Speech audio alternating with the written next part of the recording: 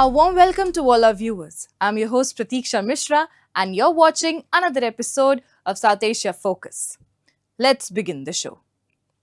India's proactive and balanced diplomacy continues to stand out on the global stage, engaging major powers, strengthening partnerships, and playing a stabilizing role in times of crisis. From deepening bilateral ties to addressing tensions in West Asia, New Delhi is actively shaping outcomes through dialogue and cooperation. Prime Minister Narendra Modi held talks with Austrian Chancellor Christian Stocker even as India steps up efforts to manage the evolving West Asia situation. A report. In a rapidly changing global landscape, India is strengthening partnerships and expanding cooperation with key nations.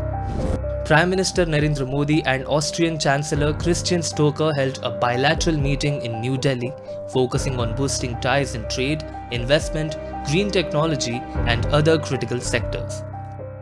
This marks Stocker's first visit to India and his maiden official trip to Asia since assuming office in 2025.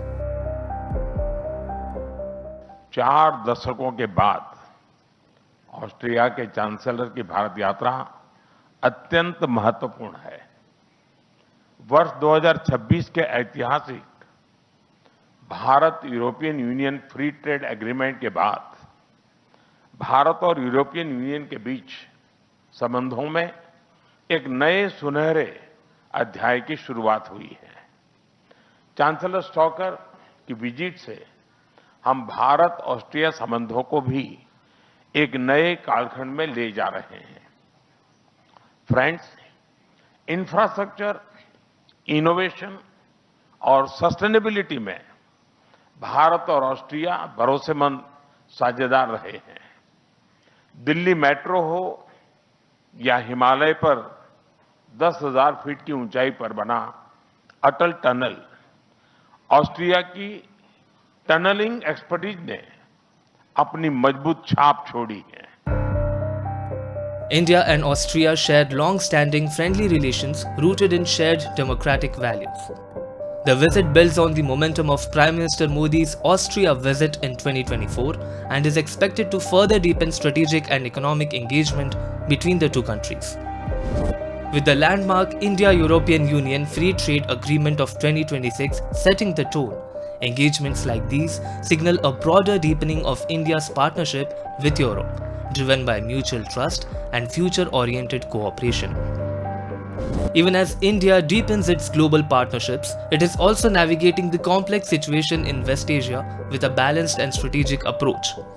Leveraging its strong ties with key players across the region and beyond, New Delhi is actively engaging at the diplomatic level to promote stability, safeguard critical energy routes, and ensure the safety of its citizens amid the ongoing crisis. A key focus remained the security of the Strait of Hormuz, one of the world's most critical oil transit choke points. In a statement shared online, Prime Minister Modi reaffirmed that India and the United States remain committed to strengthening their comprehensive strategic partnership across sectors. Our diplomatic engagement in the context of the West Asia conflict continues. Yesterday, as you know, Prime Minister received a call from President of the United States, President Donald Trump. The two leaders reviewed the substantial progress achieved in India-US bilateral cooperation. Both sides remain committed to further strengthening our comprehensive global strategic partnership in all areas of cooperation. The two leaders also discussed the situation in West Asia and stressed the importance of keeping the Strait of Hormuz open and secure. With strong and trusted relationships across key stakeholders in the region, New Delhi enjoys a rare level of strategic access and credibility, enabling it to stay engaged with all sides at a time when dialogue and restraint are critical. This balanced approach is also reflected in India's on-ground response. Over 600 Indian fishermen have been rescued so far amid the West Asia crisis, highlighting the scale, speed, and coordination of its evacuation efforts. At the same time, India's stakes in the region remain significant. As a major energy consumer and a key user of the Strait of Hormuz, ensuring stability and the uninterrupted flow of global supplies continues to be a top priority. India has a role in de-escalation in West Asia because India is trusted by both the sides. We have historical relations with Iran. I was Indian ambassador there, and we also have good relations with US and Israel. So certainly we have a role for de-escalation, and as a major user of Hormuz Strait, we have an interest in that the strait remains open. So India can come forward and make an offer, or at least we can state that we are willing to play a role. At a time of shifting geopolitical equations, New Delhi's approach remains firmly anchored in dialogue, mutual cooperation, and strategic autonomy. Whether it is expanding economic linkages, ensuring energy security, or protecting its citizens abroad, India is navigating complexities with a clear sense of purpose. Moving on. In a major step towards smart urban governance, Gandhinagar's GIFT City is setting new benchmarks with its 24/7 City Command and Control Center, known as C4. Designed as the brain behind India's first operational smart city, the center integrates technology with infrastructure to monitor and manage essential services in real time.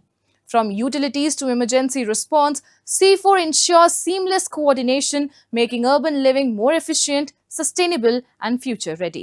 Take a look. In the heart of GIFT City in Gandhinagar, India's first operational smart city is redefining urban living. Built as a global financial and tech hub, it runs on intelligence as much as infrastructure.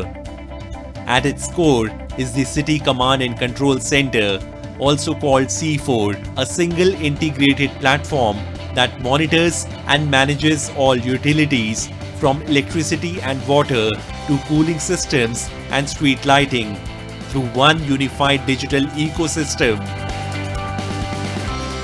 Her builder को जो भी building बना रहा है उसको occupancy certificate देने के पहले हम लोग चेक करते हैं उसके जितने भी सिस्टम पब्लिक यूज़ के लिए लगे हैं वो हमारे centralize command and control center से कनेक्टेड है या नहीं है, हम लोग बिल्डिंग रियल टाइम में मॉनिटर कर पा रहे हैं या नहीं कर पा रहे हैं, और ज़रूरत पड़ने पर उसको हम लोग मैनेज भी कर सकते हैं. C4 acts as a decision support and collaboration hub for administrators, guiding daily operations, managing resources efficiently, and responding swiftly during emergencies.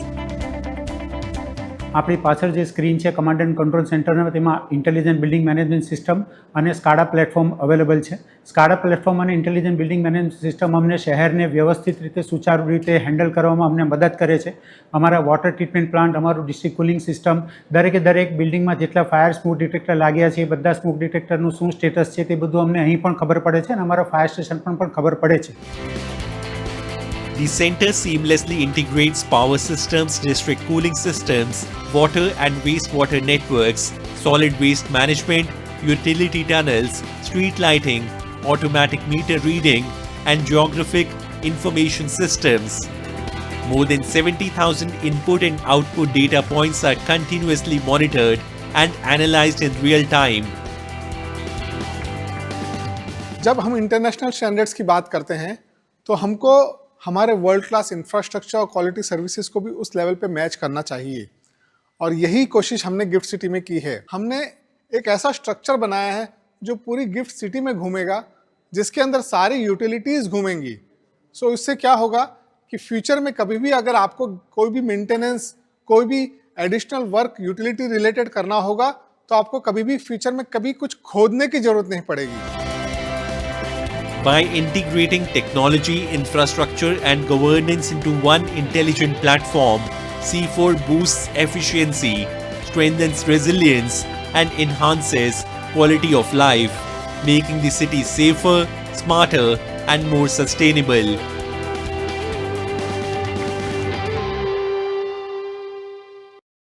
Time now for Asia This Week, the stories from across the continent. Malaysia's Prime Minister Anwar Ibrahim said that the country's state energy company Petronas will prioritize supplying its surplus fuel to Australia. The move comes as both countries look to strengthen energy security after disruptions caused by the Middle East conflict. Anwar added that the assurance came after his discussions with Australian Prime Minister Anthony Albanese on boosting cooperation in agriculture and fuel trade. Japan and Poland have agreed to elevate their diplomatic relationships to a comprehensive strategic partnership, Japanese Prime Minister Sanae Takaichi said after meeting her Polish counterpart Donald Tusk. In a joint statement, Takaichi reiterated Japan's firm support for Ukraine and highlighted plans to work with Polish companies in key areas such as energy, logistics, and housing. North Koreans marked the 114th birth anniversary of the country's founder Kim Sang-second by laying flowers at the statues of the late leader. Footage released by the Korean Central News Agency showed citizens and soldiers placing flowers and bowing at the Mansu Hill statues in Pyongyang. April 15, known as the Day of the Sun, is the most important national holiday in North Korea. South Korea's Industry Minister Kim Jong-kwon visited petrochemical companies and assured that steps would be taken to avoid any disruption in the supply of healthcare products, daily essentials, and critical industrial materials amid concerns linked to the Iran conflict. He toured 4 firms in an industrial complex in Ansan that manufacture strainage and IV packaging, food packaging, paint, and semiconductor components. Protests by the Baloch National Movement are gaining global momentum, with demonstrations now spanning London, Busan, and Geneva. Activists allege enforced disappearances, extrajudicial killings, and a continued crackdown on dissent in Balochistan. Voices from the movement are urging the United Nations and world powers to take notice and act. As these protests grow louder on international platforms, serious questions are being raised about human rights, media freedom, and accountability in Pakistan. A report. These visuals from the streets of London show protesters holding banners and placards outside 10 Downing Street. The protest was led by the UK chapter of the Baloch National Movement. It is a part of an online global campaign aimed at drawing international attention to the situation in Balochistan. Protesters claim that Balochistan was forcibly annexed on March 27, 1948, and since then the region has witnessed continued repression and alleged state-led abuses. Today, we gather here to demand justice, to demand an end of Balochistan's occupations by Pakistan. On 27th March 1948, Balochistan was occupied by Pakistan. Since then, Pakistani state has been committing systematic genocide of Baloch nations. Baloch National Movement's Human Rights Department Pang last year documented 1,300 cases of enforced disappearances and extrajudicial killings of Baloch peoples. So, we demand from the United Nations, UK governments, and United Nations Human Rights Councils our rights. It is our rights. It's not privilege. Every nation has to decide its own future. We demand our independence. During the protest, Baloch activists highlighted cases of enforced disappearances, extrajudicial killings, and what they described as systematic human rights violations.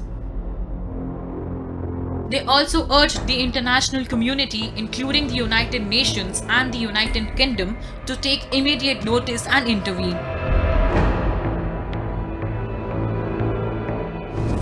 Pakistan's also abducting the women, as you can see in the picture behind me, abducting the women, torturing them, and killing the Baloch nation's leaders. So we demand our freedoms and justice. And thank you for coming here and listening to us. And we hope that you guys support our freedom struggles. As the movement gathers momentum across continents, similar voices are being echoed beyond Europe. In South Korea's Busan, supporters of the Baloch national movement also staged a protest as a part of the same global campaign, raising concerns over human rights violations and calling for justice, freedom, and international intervention. The issue has also been amplified at global diplomatic platforms. During the BNM's 11th International Conference in Geneva, held alongside the 61st session of the United Nations Human Rights Council, UK-based journalist Saqlain Imam highlighted what he described as a worsening environment for press freedom in Pakistan.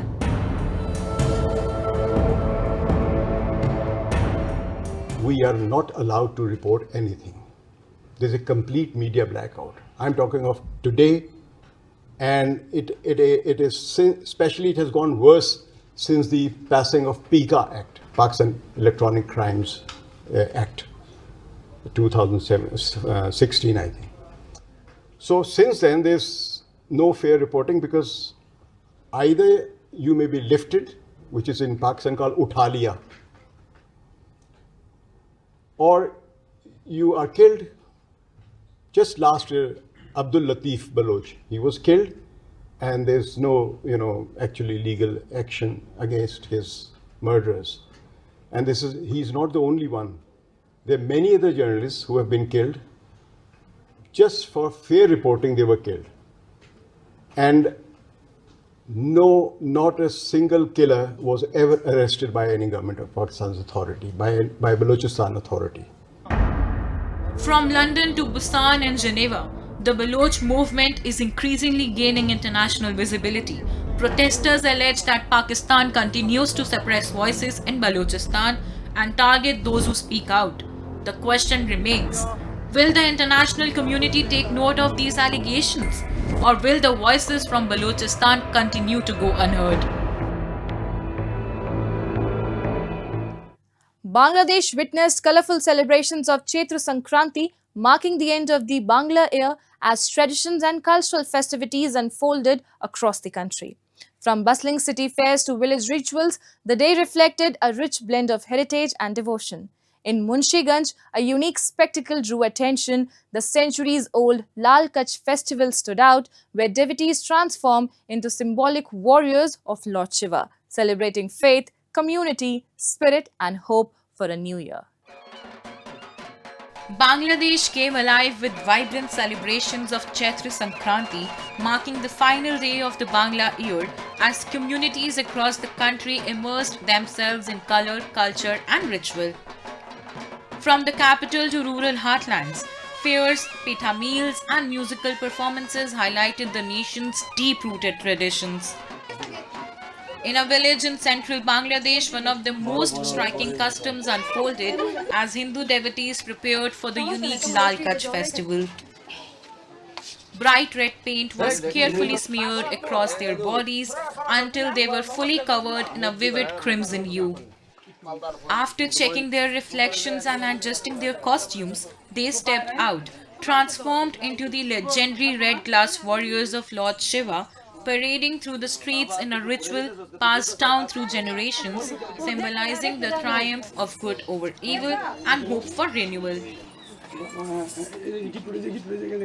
এটা চৈত্র সংক্রান্তি বলে, এটা হচ্ছে আপনার চৈত্র মাসের শেষ দিন, যেটা ওটা হচ্ছে আপনার কি বলে ওটারে দুই বেলা, যেটা সকালে হচ্ছে আপনার মহাদেব আর হচ্ছে পার্বতী, আর বিকালে শুধু মহাদেব আর হচ্ছে লাল কাশ, যেটা বলে মানে মহাদেবের যে সৈন্য সামন্ত যেগুলো ওইটা। Amid the thunder of dhols and the wail of trumpets, dozens of red-painted devotees marched through the streets of Munshiganj with swords raised high, marking the occasion with energy and devotion.